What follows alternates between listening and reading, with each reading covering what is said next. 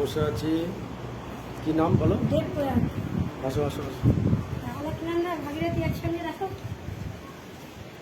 অলোকনন্দা আর ভাগীরথী ত্রিবেণী সঙ্গম নাকি? হচ্ছে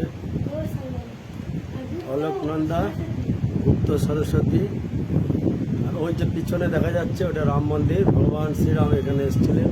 পাদুকাটা এখান থেকে দেখা যাবে না। এই যে উনি বসে আছেন, ওনার জন্য এখানে আসা। দেখুন এই যে